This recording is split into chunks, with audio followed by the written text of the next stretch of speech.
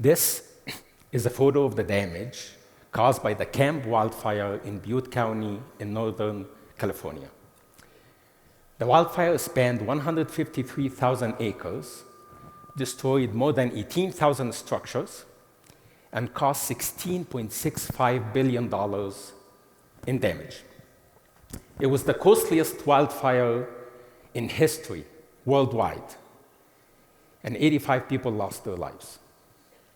I work with a team of civil and environmental engineers at Colorado State University, and this is what we predicted the wildfire damage to be.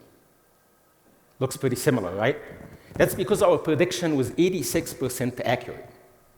Now, 86% might only earn us B in the school, but if we had these predictions prior to the wildfire, we would have been able to determine which buildings to reinforce, which vegetations to chop down, and where to place firefighters. We might have saved lives. Now, if you're thinking, nice job, well done, here's my address, tell me whether my house is at risk or whether I'll need to replace my roof, to that I'd say, not so fast. There are dozens of variables that impact how a wildfire will spread in communities. Ignition location, wind speed and direction, humidity, drought, and so on. That's why there is no one definitive answer at which houses at the highest risk. We could run the models 100 different ways and get different answers. And yes, sure, if we know the most likely conditions, we would get the most likely answers. But instead of looking at the wildfires from an individual lens, these models can do something even more profound. They can help us save entire communities. My research team and I first realized that we needed to take a one-for-all and all-for-one approach to wildfires back in 2016. We were awarded a grant to understand how communities would stand and recover from natural disasters caused by earthquakes, hurricanes, and floods. The grant funder also wanted us to look at wildfires, and for good reasons. Wildfires are on the rise. From 2000 to 2020, 70,000 wildfires occurred each and every year, burning 7 million acres around the globe. In the US alone, wildfires have destroyed more than 100,000 buildings since 2005. Local governments, policymakers, homeowners, insurance companies, wildfire managers, and climate specialists all need high-quality data and proven solutions to mitigate wildfires. But I'm not ashamed to admit we were a bit scared to start a new project on wildfires because wildfires are so different than other natural hazards. First, other hazards are not made worse by the environment in which they happen. When a hurricane hits, the amount of water and wind speed are almost the same, whether you have 10 homes or 10,000 homes. For wildfires, the land and structures act like fuel that make the damage worse. More dead brushes mean more fire. More fuel in backyards like decks and fences means more fire. The second reason we were scared is that there wasn't a lot of data on how the surrounding environment impacted the wildfire spread. People knew that fires could jump from one home to another, and that burning vegetation and structures could ignite homes a few blocks down the road, but it wasn't entirely clear how all these factors come together. Because of that, policies to protect homes embrace the simple way of thinking. Just protect yourself by removing fuel from around your home and forget about where the attack is coming from. But that simply is not good enough when it's likely to be material from a nearby burning home that flew in the air, landed on your house, and set it on fire. What are you supposed to do? Get your neighbors evicted and tear down their home so that doesn't happen? Well, yeah, good luck with that. So when we started to look at the problem, we wanted to develop a solution based on how structures in the entire built environment interacted together and with vegetation during a wildfire event. We wanted to predict fire pathways and understand how to interrupt them. We wanted to know how mitigation in one structure or removal of a tree might impact the ignition of another structure or tree elsewhere in the community. Understanding how effective different mitigation strategies are enables us to accurately predict the damage during wildfire events.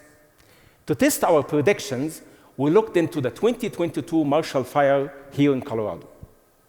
In 12 days, the fire spread 6,000 acres, destroying more than 1,084 structures and causing $513 million in losses. And if that wasn't bad enough, the reason why the fire caught national attention is because it happened all the way out here on the plains, in seemingly safe neighborhoods. Now, Coloradans are used to fire in the mountains and the foothills, but all the way out here, who would have expected it? Well, we did. Our model predicted damage with 74% accuracy. We were quite pleased to see that the model was once again able to identify homes with higher likelihood of surviving within a group of damaged homes.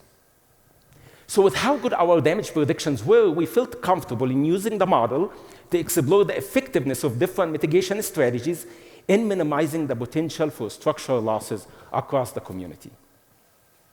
Looking at the data, we had an aha moment when we realized that the way fire spreads from one field to another is very similar to the way disease spreads from person to person.